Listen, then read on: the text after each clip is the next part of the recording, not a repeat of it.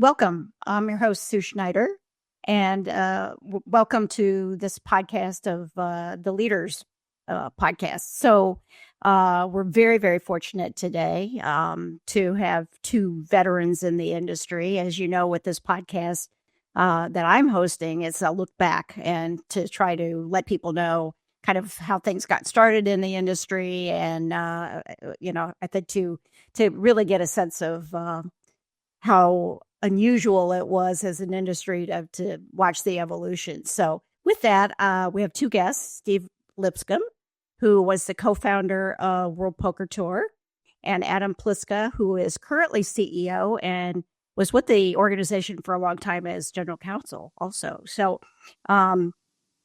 We're glad to have you both on. Happy to be here. Great. Steve, you want to start with what I'd like to do is to have you guys each give some background pre-internet gaming, also what led you up to this point, and then we'll get into some of the specifics related to starting World Poker Tour. So, Steve, you want to start? Yeah. Here's your past life. I am so happy to be here with you, Sue, because I know you were there from the start. It's sort of like trying to describe to a 15-year-old today what the world was like before internet and cell phones. The poker world was a very small community. Poker was played almost exclusively in the United States and in home games that had nothing to do with Texas Hold'em. So it was a entirely different world. And when I wrote the business plan for the World Poker Tour in 2001, the idea was to capitalize on a gigantic poker audience and sort of make this into a sport as opposed to what it had been, which was a sort of niche gambling thing. And so very quickly, we were in business on television in 2003, and the world immediately changed. We were one of the biggest things on cable television. With that came an extremely big jump in online gaming by associating with the World Poker Tour and then with other shows as well. That created the grand. Like, we were super fortunate to be a part of an incredible world. Can you talk a little bit about who your co-founder was? Because that's an interesting part of the story. Yeah, well, I think he thinks of himself as the funder. So Lyle Berman was at Lakes Entertainment. I went to him to sort of talk about this idea. Let's make this into a league. The first league in the history of poker was the World Poker Tour. And approached him. His company, Lakes Entertainment, came on board, and they were an extraordinary choice. There's a great story that I won't tell now unless you want me to later, but about four of the icons of the poker world got together at a dinner and decided not to fund it. That turned into the best bad beat we ever had, because Lakes Entertainment had infrastructure and the kinds of things that we wouldn't have gotten from those other big names. And you started that in 2001, you said? What did you do before that? Wrote the business. What was I doing before that? I was chasing the dream. So I had made films, television with some of the great icons of that time, Norman Lear and Al Burton. And Al Burton, a co-mentor of Adam's and mine. It's how I first met Adam. So an incredible connection. So before that, I was film and television, loving and living the dream. And that was a crazy life. But out of that, the pitch for the World Poker Tour, I made a 1-hour documentary called On the Inside of the World Series of Poker for the Discovery Networks. It doubled its audience in an hour with no promotion, which kind of doesn't happen in cable television. And so went out to everybody. I just met with Norman Lear and said, it's huge. It's going to be the biggest thing ever. And they thought it was the worst idea anyone had ever come up with or anything on television. No one's going to watch poker on television. Thank heavens, because that's what prompted me to go to Lyle and raise funding so that the World Poker Tour still today, Adam, still owns everything it makes. That's an extraordinary good beat. Wow. That's amazing. Adam, talk about your background prior and then how you got drug into this by your friend there. Sure. So, first of all, thank you, Sue. I want to point out something that's interesting. I don't know if either one of you taken the moment to think about this, but so the World Poker Tour, I now have worked in, I believe, something like 55 countries with the World Poker Tour. The first international event or anything I ever did with Steve was something you put together. It was in Sweden. Yeah, so you started it all. You started you were responsible for all of my mileage points, Sue. So that I want to say thank you today. It's been extraordinary. We have some great history together. I will say that.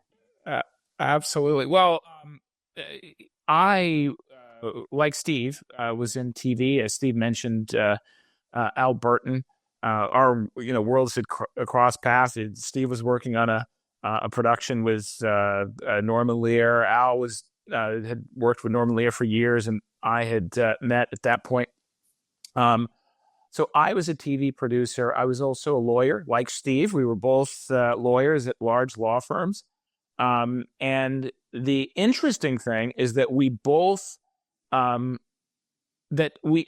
documentary was actually a genesis for both of us in the World Poker Tour, in that I had known Steve before from other company and production that we had worked with. And I had received a job offer that was not only accepted, was prepared for me in an office at the Senate Judiciary Committee, when I was sitting there going, I don't know. And I thought there would be a great documentary that would be much more interesting than working there, to do a documentary on the next Supreme Court justice. So I had persuaded them. We were negotiating the rights of how this information would be released and taping this in the Judiciary Committee. And the Chief Justice did not step down. And Steve had some legal work for me, and I was able to come in for a little while and to do some fun things. We were at the Lot, which is, I don't know if it's owned now or one of the other studios, but it was the original studio of Charlie Chaplin, Mary Pickford, Douglas Fairbanks. And it was just wild. I mean, I always say my next door neighbor was Charlize Theron. It was just magical, right? I mean, this place was incredible. Came in there, came in to do the legal work. Steve and Lyle wanted to go. It made this very crazy idea to go public, and so I had a big choice to make.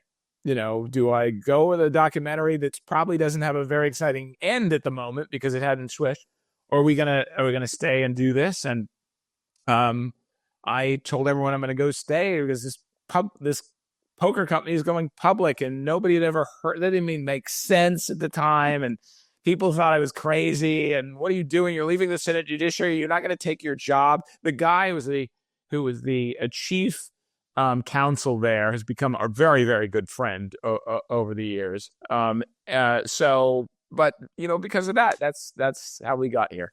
So when did you actually begin with them? Oh, I was there in 2003. Oh, okay. Yeah. So it's just So Steve, because until then, I had to do all the legal work. It's shocking we survived. I mean, Steve did we both come from law firms, so we have the proverbial joke that they always say that, we're a creative firm, or we want to do the creative. Okay, all right, I don't know about that, but Steve was quite creative in assembling how these IP rights and everything would work to sustain it, to create a business that we still, the basis of that business is still underlines the World Poker Tour today. Mm-hmm. Well, and I think, you were doing some very innovative things with the cameras and all that. Talk a little bit about how those kind of innovations on how people viewed the game led to it taking off the way it did. Yeah, well, I mean, it's fun if you really want to get into the weeds to go and look at a before and after, because the World Poker Tour format, first show that we edited, David Egan's name I should say more than I do, but David Egan was the editor of the first World Poker Tour show.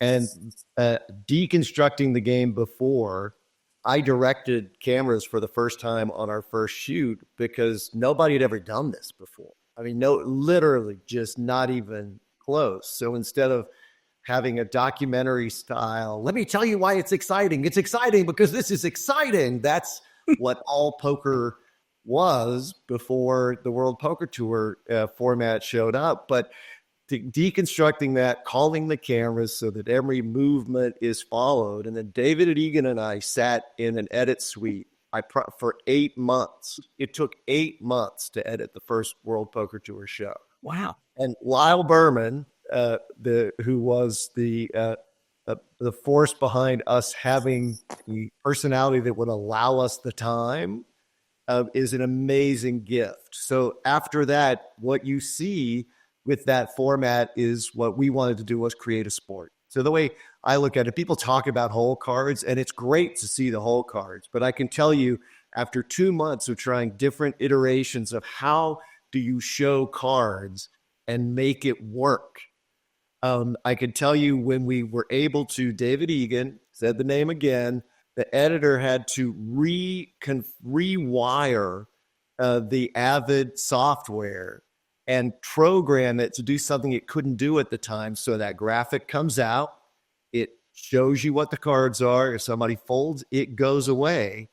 And the first time in the poker world history, you could sit in a bar and follow what's going on without anybody talking at all. I mean, I think that's sort of the seminal thing for me. And it was like giving birth to a child, which I should never say because I'm not a woman. But it was arduous, and 8 months, not quite 9, but it was 8 months of nonstop challenge to try and figure out how that works. And it's still it is what people do all over the world when they make a poker show today. Yeah. Well, and I travel a fair amount and I see it on all over the world. So, I mean, it's just amazing to see what's been built over that period of time. It's crazy.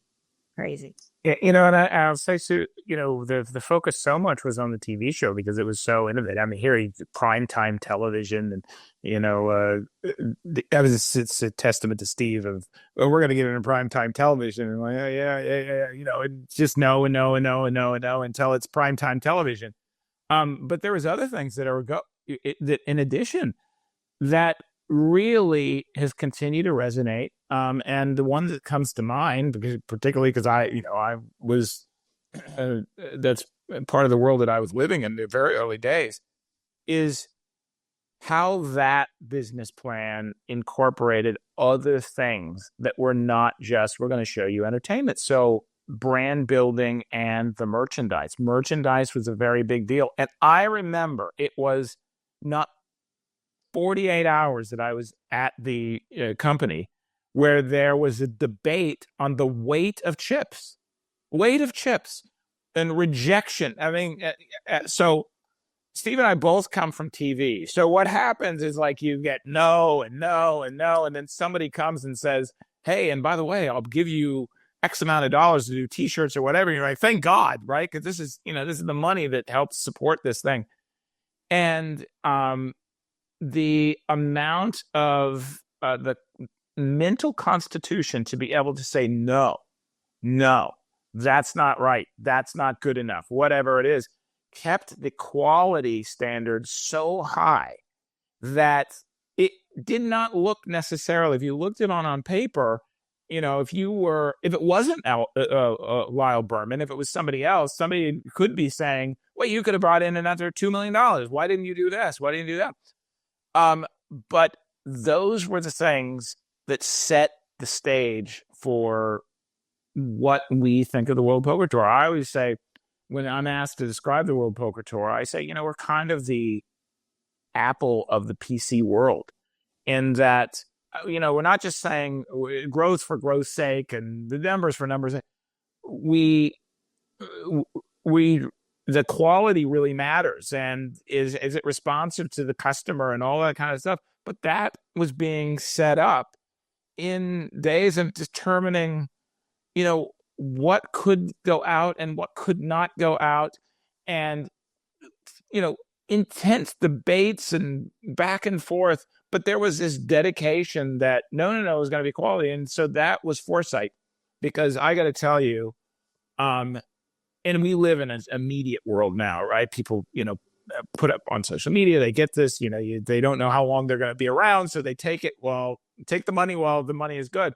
You really have to have a long-term vision. And Steve, I know, gets this question all the time. People say, did you really think it was going to be along that line?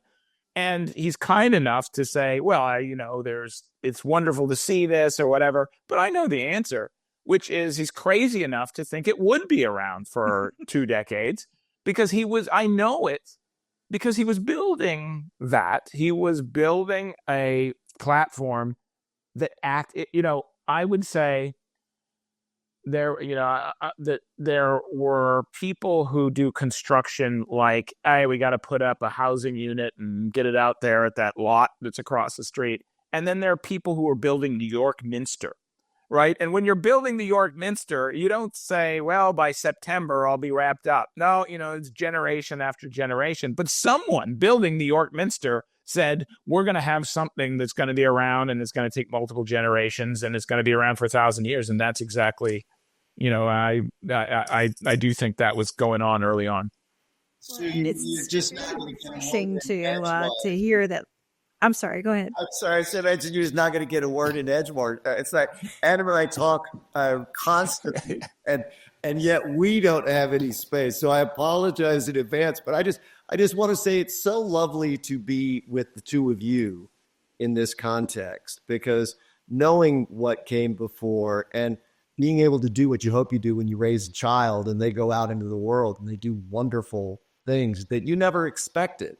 I mean, it is 100% true that we plan to go into every vertical that the NBA or the NFL or a Major League Baseball did. That was all part of the plan. But, to start in 4 offices with 4 people, so myself, Robin Motor, Audrey Kana, and Cindy Fraser in the lot where we had month-to-month rental because we could go out of business anytime. When you think about starting there with the crazy dream, and they get crazy, 100%, right? That we're going, there's no doubt in our mind, we're building a thing. And then to see Adam, who was with us essentially from the start, continuing to expand into this gigantic global market that I swear people at the time, I promise you I was in the meetings with ESPN because I pitched to them before we created the World Poker Tour and everybody else who did it afterward. I went into all those offices and they thought this was the worst thing anyone had ever conceived of. It's that's the dullest thing in the world. No one will watch it. And to see not just watching it, but have it reverberate into people playing. I mean, I know Adam, I'm going to go out and hang out with Adam in this month at the big event they're doing at the Wynn. But you see people playing online, you see people playing in person, you see the sort of communities and businesses that build around it. And that's amazing. Well, it's an institution at this point, which is what's really neat, but it's always changing and innovating institution, which is what's great also. And I think in hearing you talk about Lyle, I just find that admirable that he took that long view and didn't feel like you had to just get in and do it and cash out right away, because I don't think that's the mindset today when you see investors and co-founders coming in. So it's you were fortunate, I think, in that regard to have him behind you with that mentality. So one of the things that I do now is run the Entrepreneurship Center at Texas Tech. And when I talk to students, always want to know, what are you looking for in an investor? And I think you're always looking for someone who not just sort of has vision, that's great. But someone who really wants to be responsible for creating the thing that's your dream. And Lyle Berman, you could not find a better person who wanted to be the new godfather of poker, of this era of poker. And he really can wear that rope. And, I think he continues to enjoy, Adam and I continue to be in touch with him and enjoy time with him. He's a decent dude. That's great. What would each of you say is a highlight that you had during your time at World Poker Tour? Adam, yours is going to be a little broader because you're still there, but talk about what do you think, what was the highlight for you? Steve, you want to start? Yeah. Go ahead. I'm going to tell you, there are too many to even be close with from day one all the way through. The stories are never ending, but there's a beautiful sort of coda, I think, moment that Adam and I shared. So when the WPT honors ceremony was taking place, we were both speaking to what the World Poker Tour had meant to us. And without any consultation at all, we both quoted the song from Camelot that is that place that you may once in your life be lucky enough to be a part of. And I get chills again from it because I just feel like that's how special those times were. And I think Adam's just a remarkable steward for the brand, to grow it, to make it do things. I think if you're a good founder, you're out of the way soon enough so that people can do things that your mind would have restricted you from doing. And so that moment to me is a very special one where we both looked at each other and went, well, of course it was Camelot. Well, yeah. You're both like me, that having fun is a priority with the work. So you definitely have to have fun, and it is, because something's got to keep it going, right? I mean, it's your reward for winning the pie eating contest is more pie. You'll have new challenges and more things that are coming along. There's just, as Steve said, there's just been so many times. I remember the first time I have a picture that was on my desk of signing the first $1 million deal. We thought that was such a big event, that was early on. And then, and going in the international market, their first international events and all of these things, seeing the progression at the Win. I mean, what's about to happen is going to be amazing. This is the first interview I've actually done before I leave to get to the Win. But there was a moment last year, we did an entire WPT Virgin voyage where we chartered the entire ship, and we were just having a great time all week long with people from all over the world. We did a little thing together. We were doing some back and forth, and it was finished. And Steve and I, of this thousands of people on this boat, and they're walking around and they're having a good time, and they're down in the disco, and they're at the bar, and they're playing trivia poker games, and they're playing poker everywhere. And we just walked out, and we just took a walk on the deck, and it was just the two of us. And you're out in the middle of the sea, and you're under the stars, and you realize the best part of it is that one day, very quietly, you're going to walk out with your best friend and go, this was good. It is not the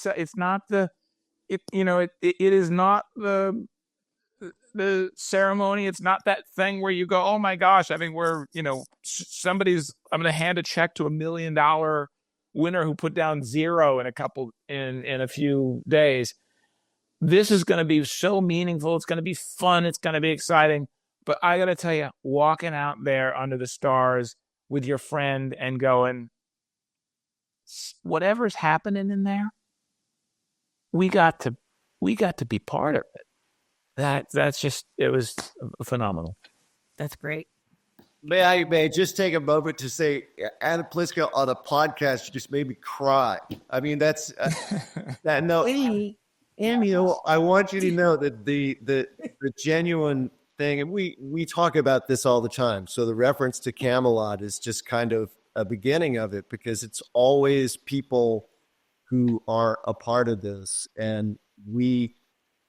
I think have always taken a lot of time to recognize where we are in the moment, appreciate, have gratitude, not just for it, but for all of these people who have done extraordinary things, some of whom you'll never know, most of whom you'll never know.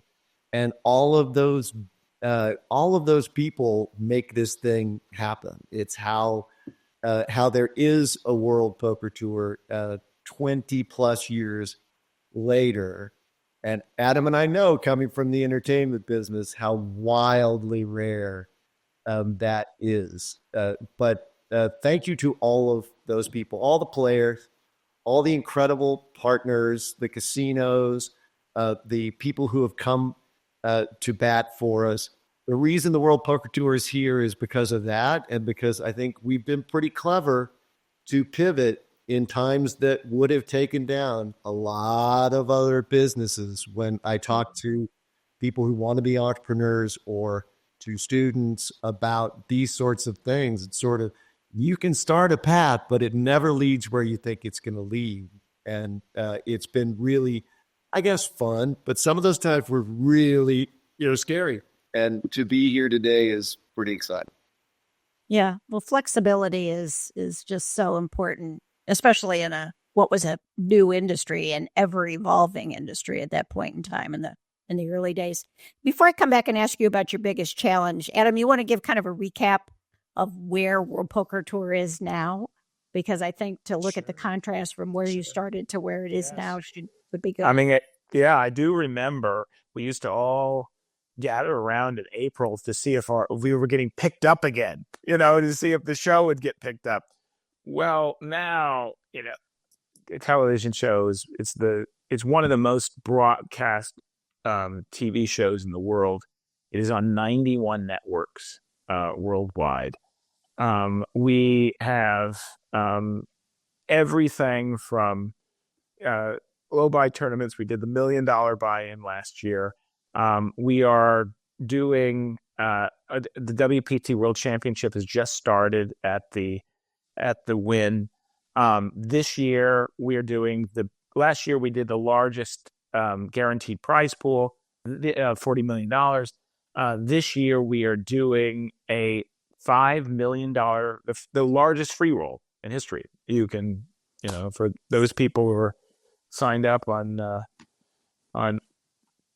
Club WPT Gold, they can go and register. We got 2,000 seats, and we are going to be handing, for literally nothing down, we're going to be handing away not only $5 million, we've added another $750,000 of prizing in cash. We got a McLaren GTS coming out. And I really do hope, because we have people playing on this event who've never played before, because why not? It's a free roll. It's as fun as playing at a charity event. So we have Lyle Berman, who was calling me, asking me how I sign up on the site so that he could play as well. But someone's going to walk away and be a millionaire, a poker made millionaire, from this. It's going to be fun. It's going to be exciting. And what we really, why I say this is because it's something that the company knew early on, and it was in its DNA, which is you need to refresh, you need to continue to remind people that there is new, that I get it all the time, how is your competitor? Is it GG Poker? Is it WSOP in the Bahamas? That's not the I mean, I guess, in the fun sense that there's Pepsi and Coke and stuff like that, it's a competitor. The real competitor that we have is the real estate in people's mind.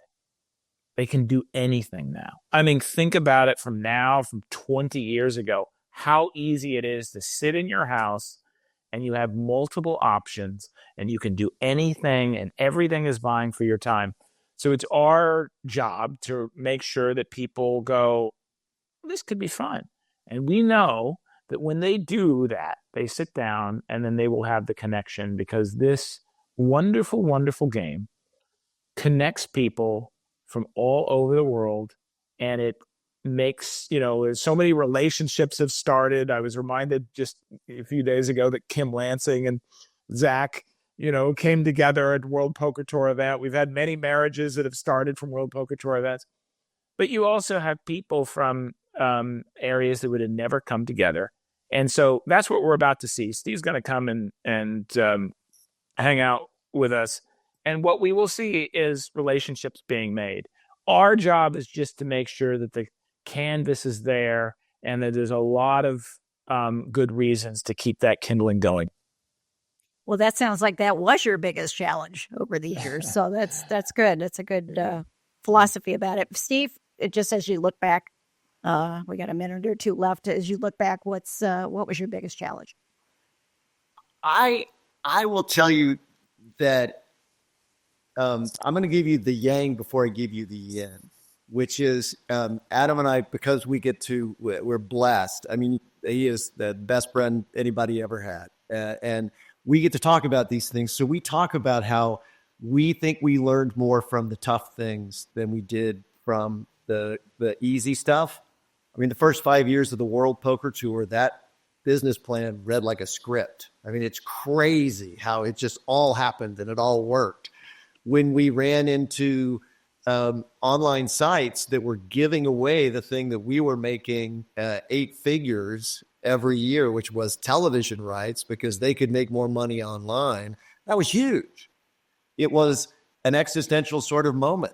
But to manage to get from where we were with the Discovery Network to be on the Game Show Network, to be at Fox, to negotiate a deal that actually included Play WPT as a part of that. So the revenue stream completely shifted. I would say those were all the kinds of things that could have a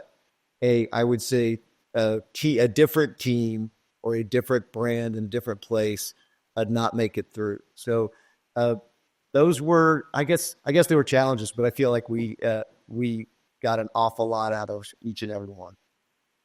Great.